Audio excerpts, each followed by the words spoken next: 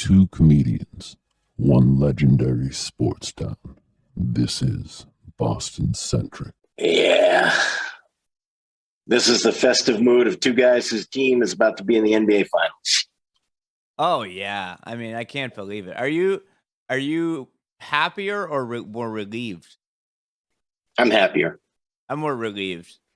Yeah, because it would have been such a bummer if they lost that game. it would have been awful. Sunday night, I felt more relieved. It would have been like a Bill Buckner type of memory. Yeah, that would have been an awful, awful loss. But it wasn't. Yeah, you know what I mean? Like we won the game. So I feel like we spend way too much time going, boy, that would have felt badly if things hadn't worked out. They did. It wouldn't have been like, see, the problem is I don't know too many guys from the 86 team, but it's not like if Buckner had caught it. It's as if the second baseman was able to back him up somehow. Mm-hmm. And the out was made. So it's like, hey, we won, but what's up with fucking Buckner? Yeah. Well, and also, if that had been the ALCS, we were really worried about how to play Buckner in the World Series, as opposed to that was actually the final out. Yeah. Well, wasn't Buckner like a known defensive liability? He had no range. That was the thing. Buckner had a good pair of hands, but he had a ridiculous number of ankle injuries. He could barely move. Yeah, so that is a huge part of defense. It is, but if you have no range as a first baseman, that means you have like a fucking Stephen Hawking amount of range. Yeah, but the irony of that play was that I kind of stole a Patterson joke there. Yeah, Hawking is kind of his go-to guy. Yeah.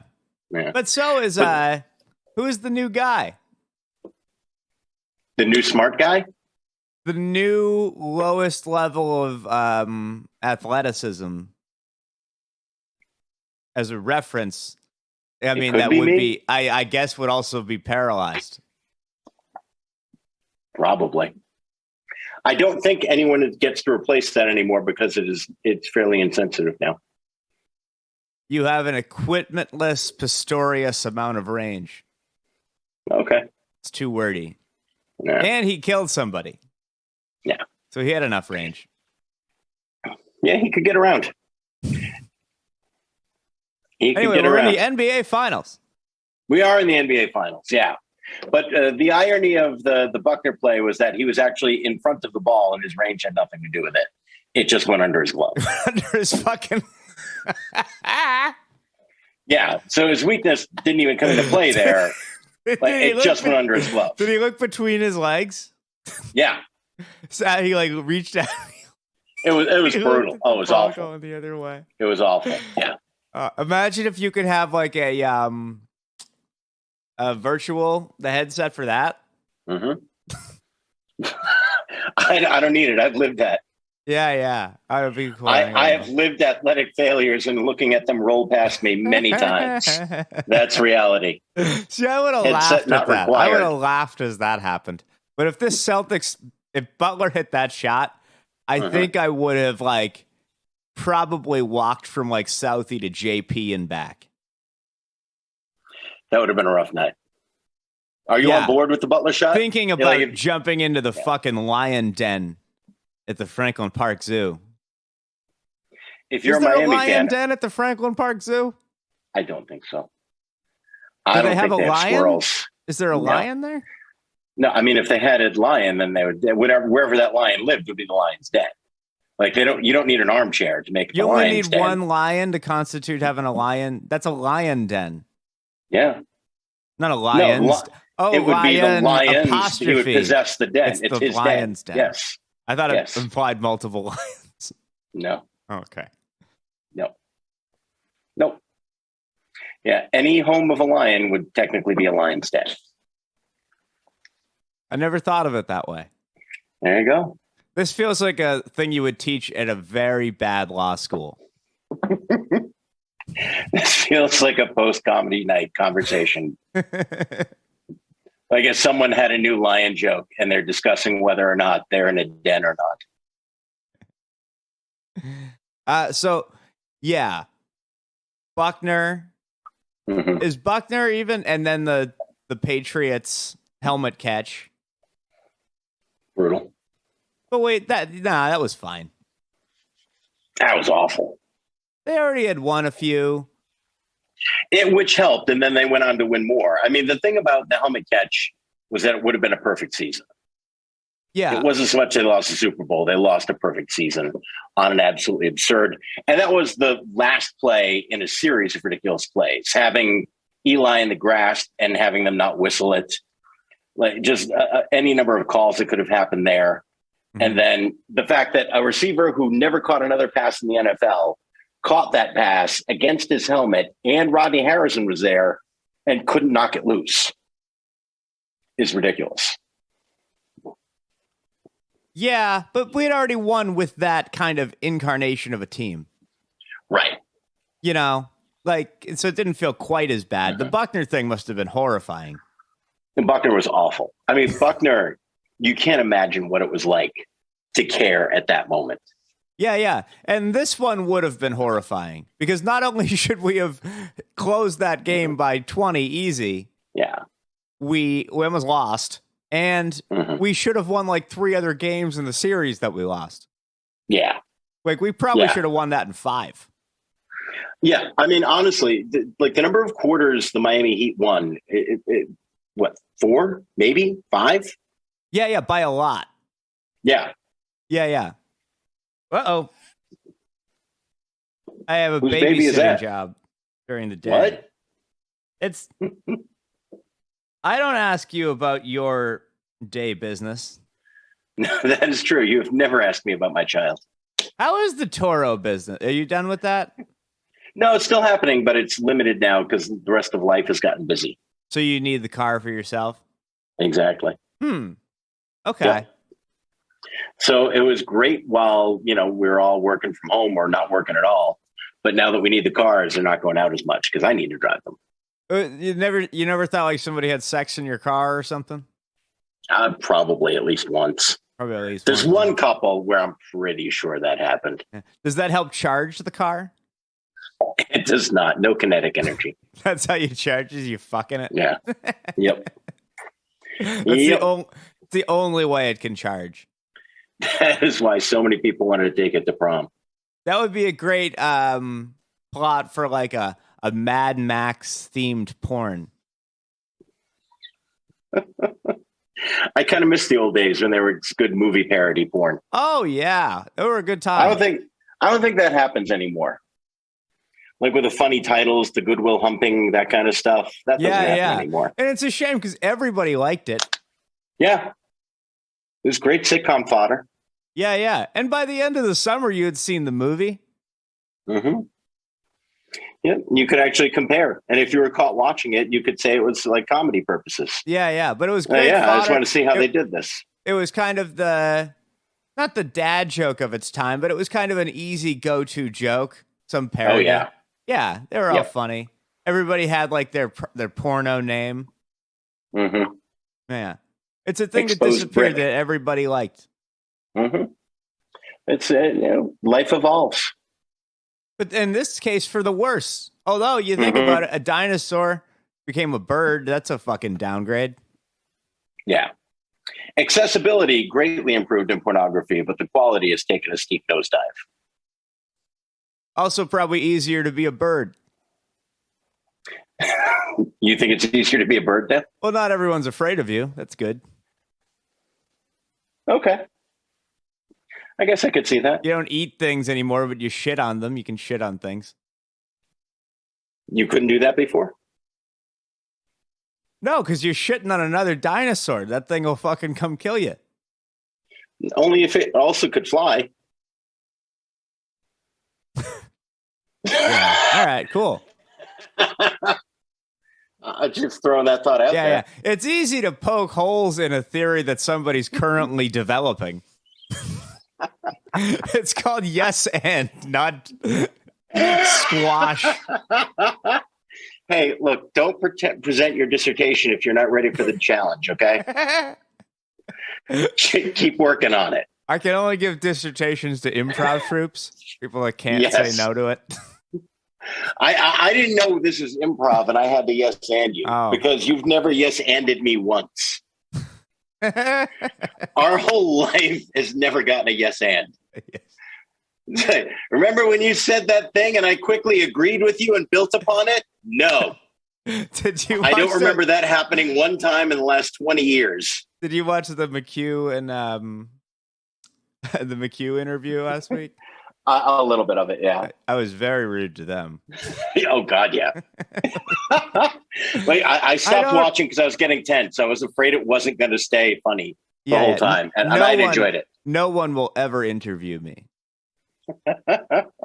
Will not happen. No. Well, people keep trying it.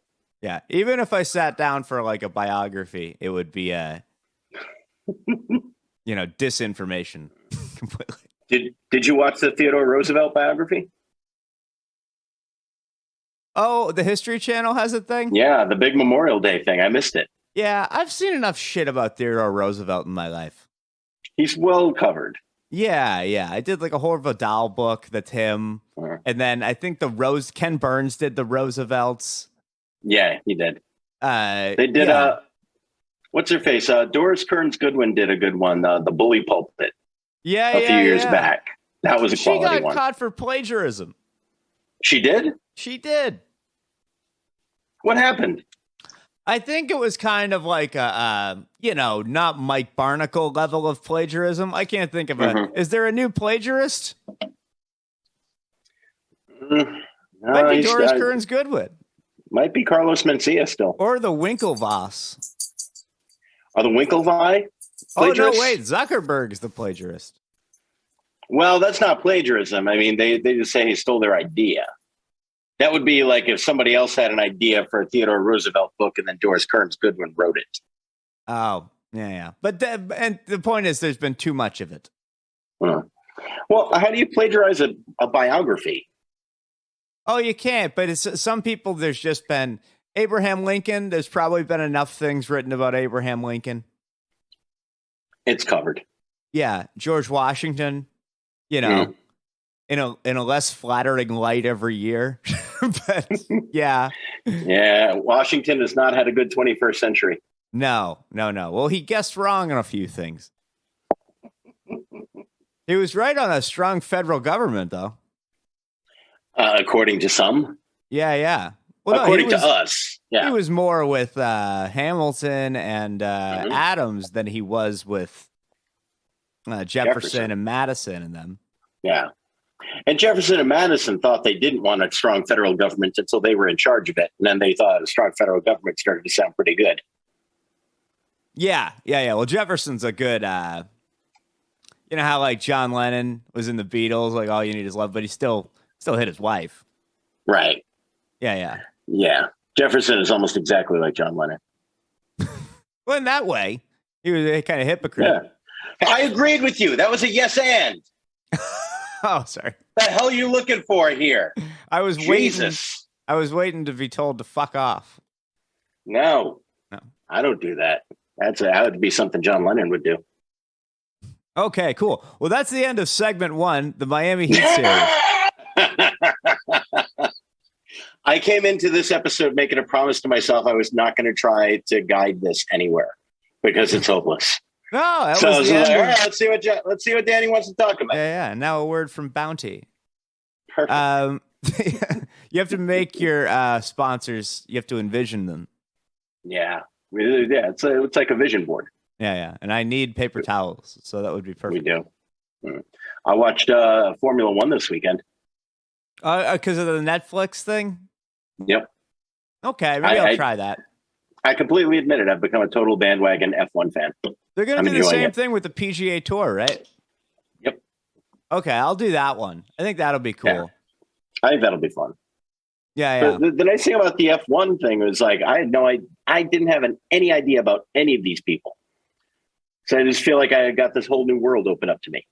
And I don't have a rooting interest in anything, so I'm not stressed when I watch the race.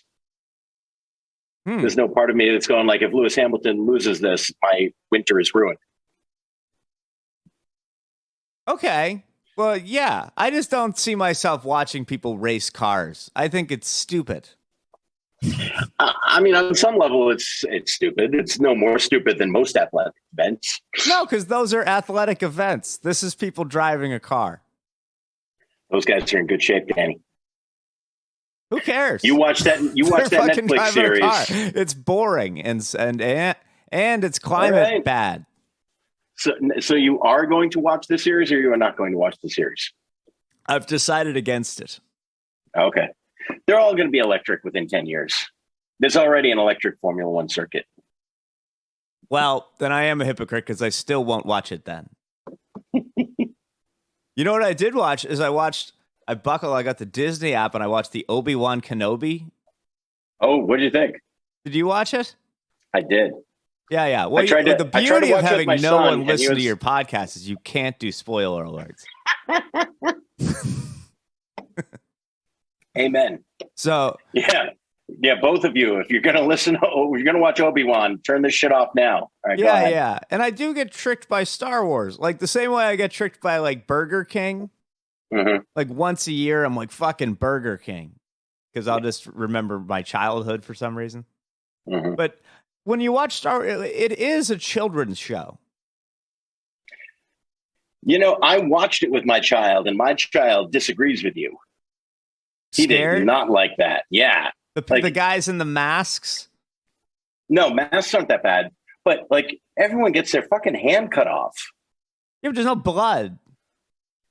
Well, but you still see somebody's hand cut off, and it's not like in the old days where they'd cut and then they'd cut away, and then you just kind of see a hand somewhere. Like, they're CGI-ing and watching that get cut off now. It's sad because they don't have a hand anymore, but they go, ah! The problem in life with having your hand cut off is you then bleed to death. So if you meet someone who had their hand cut off and they did not bleed to death, you're like, hey, good news. You don't have a problem. Because the only problem with getting your hand cut off is bleeding to death. You have a very juvenile idea of what it's like to have your hand cut off. I do, or Star Wars does. I can't speak for your view of it. Okay. But Star Wars does. Star Wars gives you a conception that you can have your hand cut off and be like, I'm going to jump down this tube perfectly and fucking... You don't jump down tubes into spaceships. You sit there and you bleed to death unless you're in the ocean, and then you double fucked. Well, two nerdy points of contention with what you just said. One, because it's done with a lightsaber, the lightsaber cauterizes the wound so it does not bleed. Okay. So that's why you don't bleed to death if you lose your hand to a lightsaber. But you see, there's no such thing as lightsabers. In reality. Yes, exactly. So you're watching it. It's a clever way to have someone cut your hand off and not have it be awful. That's exactly what it is. It's. I'm not arguing why that guy that we met the other day who had his hand cut off didn't bleed to death. It's also like we're talking about Star Wars. Obi-Wan Kenobi was last seen defeating Darth Vader in a fight. Mm-hmm. And then he can't catch up with a 3-year-old girl. Yeah, it's a bit flawed. So that's like, it's not flawed. It's a cartoon children's show. Mm-hmm. With a little bit of adult gore. Tinge. Yeah, with a lot of gore. All I can tell you is that my 9-year-old handled Top Gun Maverick no problem and could not get through Obi-Wan. Love Top Gun Maverick. Fucking brilliant movie. Yeah, perfect. Yeah. Every movie should be Top Gun Maverick. And again, we can't spoil anything because no one listens. Right. So my favorite part of Top Gun Maverick, Paul, have you seen it? Do you care?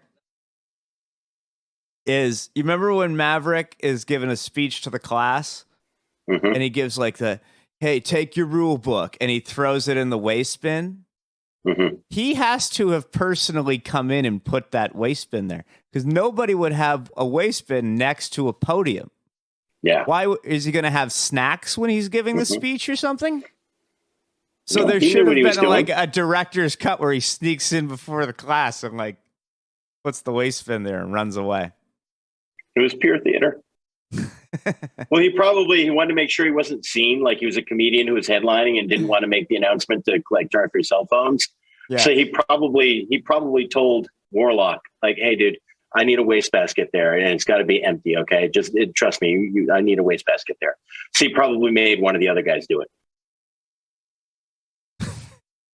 Put that wastebasket. Put that wastebasket there, and then he sees him putting a small one in there. He's like, no, bigger. How big does it need to be? You know that instruction a recycling manual? basket? What are we, libtards?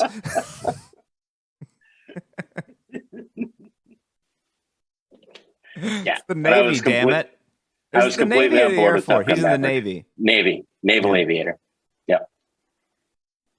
Yep. I also found it a little far-fetched that woman could afford a multi-million-dollar boat and still thinks it's fun to tend bar. Well, she owns the bar. You do that here and there. That's a hard job. But she does own the bar. I mean, she could own. It's weirder that she owns that bar than it is she owns the boat. If you can afford the bar, you can afford the boat. And she was an admiral's daughter, so they got paid well. Oh, she was an admiral's daughter? Yeah, that's Penny. They reference her in the first movie. Yeah, when they're talking about all the things that he's done, and like, including one joyride with an admiral's daughter. And then Goose leans over and goes, is that Penny Benjamin? That's Jennifer Connelly's character. Because I stood up in the theater and I yelled, who the hell is this lady? That's her. And then nobody told me. It's almost like they were scared you were going to do something. In fact, they seemed annoyed. Yeah. It's ridiculous that just a young man shouting out for information in a movie theater is now considered annoying. I don't know where the world is at. I went to a movie once. I saw The Hateful Eight. And they caught people sneaking into the movie. And they didn't do the correct move is you wait for people to go to the bathroom. You know, when they go to the bathroom, you just don't let them back in. Mm-hmm. But they turned the lights on and they were like, you get out of here. They stopped the whole movie in like a sold out movie. Jesus. It turned into a real thing. And then a woman next to me, after like 15 minutes, I'd say, went by, she just got up and she said, girl, you going to be on Facebook. And then they got up and left. Wow. Oh, yeah. Did it spoil The Hateful Eight for you? No. It was better, I think. Mm. It was pretty cool, I thought. I didn't love The Hateful Eight in the movie theater, and I have not watched the extended version. Not the movie, the whole experience of the people being kicked out and stuff was cooler than seeing the movie. Got it. But no, that's the fourth best Tarantino, maybe fifth best Tarantino movie. I think it's the worst Tarantino movie. That's what I was trying to. I don't even know. I never saw Jackie Brown. Jackie Brown's really good. It was underappreciated when it first came out, and it's really fun to rewatch. Yeah. Okay, anyway, we're in the NBA Finals.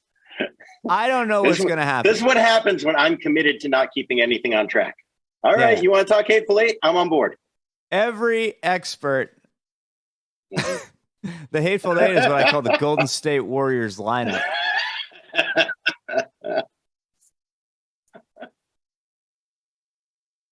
Are they an 8-man rotation? That would be pretty Andre perfect. Iguodala is Bruce Dern.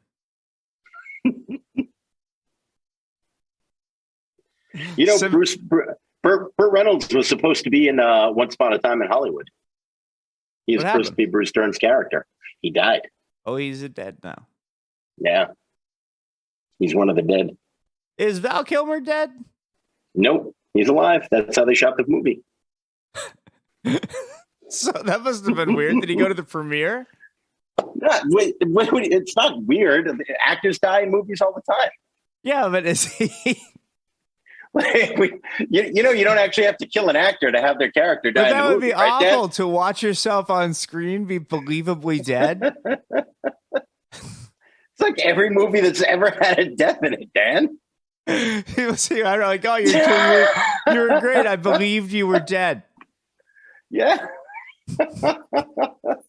Of a horrible disease. But he is dead. Did you think they just buried like a ton of actors after Saving Private Ryan?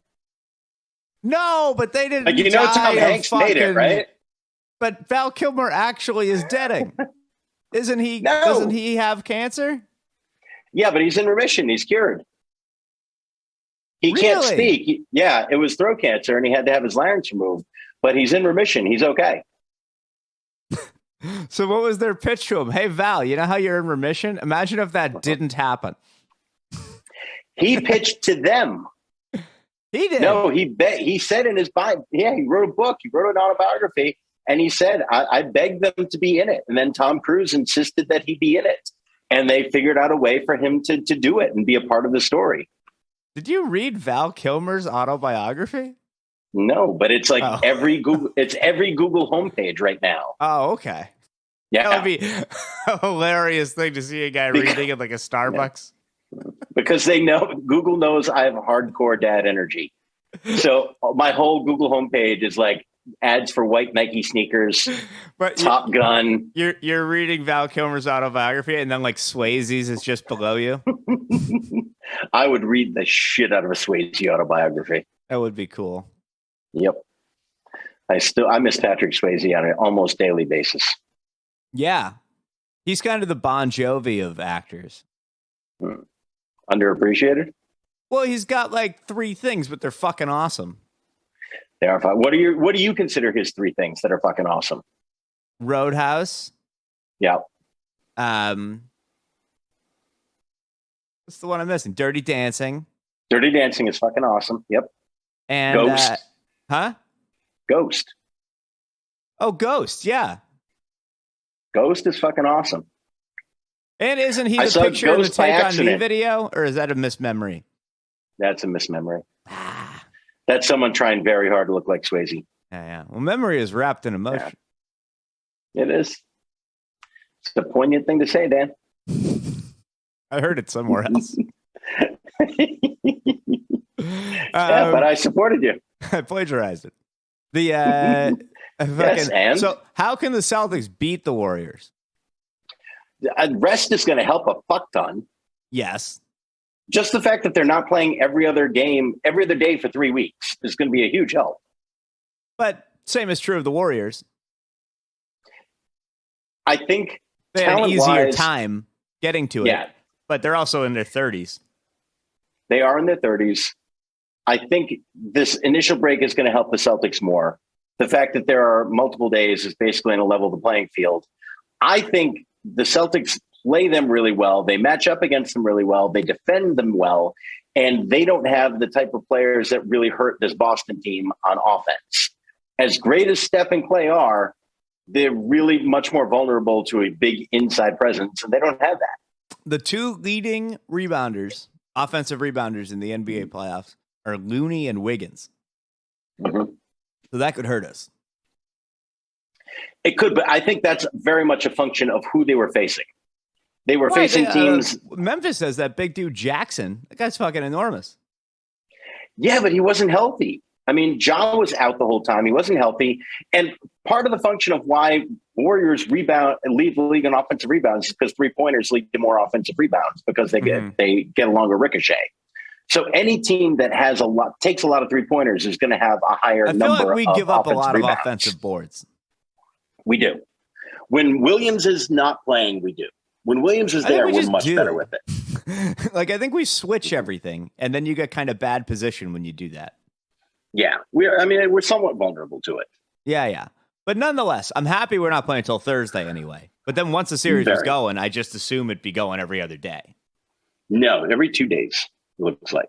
Yeah. So they're playing Thursday, they're playing Sunday, then they don't play again until next Wednesday, I think. Thank God. I can go do some sets. Yeah. I haven't been doing comedy because these fucking games have been on. You can leave the house again. I had to cancel comedy on Sunday because I had a family graduation thing. Mm-hmm. And then the game was happening. So I was like, we're leaving this early. I hope, just so you know that. Yeah. Yeah, we're going to leave this early because I was willing to miss we'll a comedy end our meeting gig. in 10 minutes. Yeah. That's fine. Did you see that thing? Which thing? That says the meeting will end in 10 minutes. Oh, are we in it? No, I did not see that. Oh, but I think that's good. That gives us a little shot clock. Yeah, I like that. I wish I'd seen it. Yeah, yeah. All right. Well, you're the keeper of the time. All right. We're at 9:30. Okay. That was some quality content there where we figured out the actual matchup. I think talent for talent, I genuinely believe if everyone is healthy, Boston has the better team. Every expert on ESPN, I read the thing earlier, it was like 12 people. Everyone has it going at least 6. Yeah. Either way. It's a very even matchup. And So- for whatever reason, Boston has played Steve Kerr teams well. Yeah. I mean, we don't have a huge sample size because again, every year is pretty different. Yeah. Too. You know what I mean? Like some of those teams were like Isaiah teams, and some of them were like the Isaiah team. Does that have anybody on it that did rookie Tatum play with Isaiah? Mm-hmm. Tatum played with Isaiah. Brown played with it. Yeah. All right, but they were different. Kyrie was here in Tatum's second year. Yeah. And Isaiah was part of the trade. But they were different players. They were different players. Yeah, yeah. So it's nothing like it, really. Hey, Horford was here, too. Horford was there. Brown was there. Smart was there. I mean, all those guys were on those teams that have had a good record against Kerr Warrior teams. Yeah, this team's so different than those other teams, though. We're like legit fucking badass defensive. So that should bode even better. I mean, if we were worse before and we still played Kerr teams well, then this should bode well for our chances. Yeah. And for whatever reason, Boston feels very confident about how to defend that team. Draymond needs to suck, which I don't rule out because he's got Horford and Time Lord on him. Mm-hmm. And then, what's his name? Thompson needs to play bad. Yeah. We need those two things to happen, which are not impossible. I would dare say they're likely. Yeah. And at least one of those happening. Brown, like I saw all the odds for Finals MVP. Brown needs to be like at least get votes for it. He's got to be awesome. Agreed. Yeah. He has to be awesome, and Marcus Smart has to take fewer than 10 shots in a game, which is not even a shot at Marcus. It just means if he's taking more than 10 shots in a game, they're defending Jalen and Jason really well, and he's being forced to take too many shots for the team. It probably means Horford's in foul trouble too. Well, does that mean so Smart not taking as many shots means Horford needs to take X number of shots? Yeah. So you want Horford shooting more than Smart, or at least as much. At least as much. I would like both of them to get about 10 shots. That would make me very happy. Okay. Well, that's about an equal percentage if you're just playing percentages. Yep. And I think that's fair. I think that's fine. I don't mind Marcus putting up some shots. He gets layups. You're gonna have him shoot from the outside at least a couple of times a game to keep them honest. Yeah. That's what I want. The only thing about Horford is he's almost a little like Tim Wakefield, where I could kind of tell within the first inning if this guy's going to be making it through 3 innings. Like sometimes when his shot is off, it's off for the game. But the nice thing about Al is, when Wakefield's knuckleball was off, that was it. It's not like he was going to help you at that plate.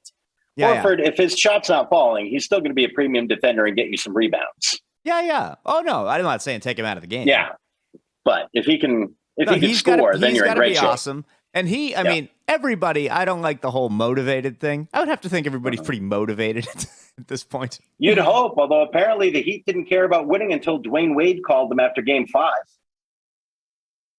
No, something was up with Butler's knee, and it started feeling better. And the voice of Dwayne Wade healed him. Yeah, they just. It was all, how'd you win Game 6? We got a call from Dwayne Wade, who reminded us that we should try to score more points. As far as something meaning something for somebody, if they win somehow, then Horford probably gets in the Hall of Fame. If he wins a championship, he probably gets in the Hall. He's got enough All-Star games, right? And not many. Yeah, but he's played a long time. His career numbers have to be pretty good. If we hadn't hit a point where almost everybody gets in the Hall, he probably wouldn't get in the Hall. That's what I mean, is he probably ekes his way in there. Yeah. But now, he's got the 2 championships in college. Yeah, anybody who's got a couple of rings in college, a ring in the pros, and plays for a long time, has got a real good chance of getting in the Hall. Mm-hmm. So he'll probably get in the Hall. Yeah.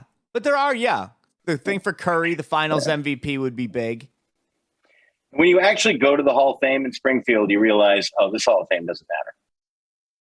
It's awful. They have a basketball court. That's kind of fun. But I just think there should be more indoor basketball courts everywhere.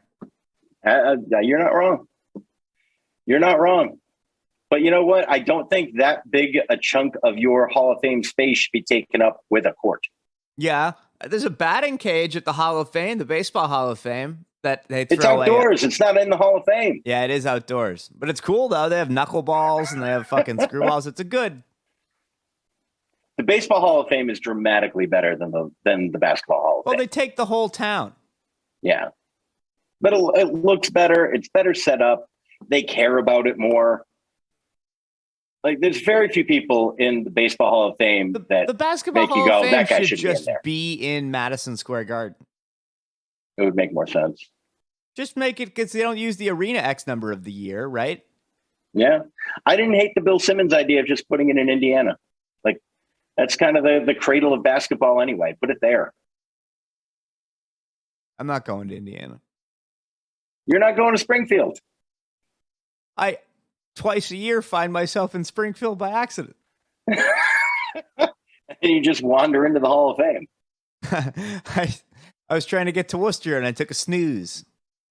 I've been to the Basketball Hall of Fame twice in my life, and I've lived in Massachusetts almost the whole time. Yeah, I pretty much got a picture with Tommy Heinsohn's rack. Nice. And then I complained to the guy at the door about Mitch Richmond being in there and him having a display in the in the entrance. And I just he made a donation, right? And I'm like, yeah. Mitch Richmond is very much the Mendoza line of Hall of Famers. Totally. So Al Horford gets in. He's better than Mitch Richmond. Totally. He's never been talked about. Mitch Richmond got talked about an absurd amount for someone who did what he did. I just remember there being a ton of talk about how Mitch Richmond is the best shooting guard no one's talking about. And it's like, well, you keep talking about him, so I don't think that's true. Talking about how nobody's talking about him. Yeah. This can't be correct. It's impossible. Yeah. That's a good kind of guy to be. That's like the Velvet Underground of shooting guards. Yeah. Yeah. Just have people gush about you. It's better than the Velvet Underground because Richmond actually made money.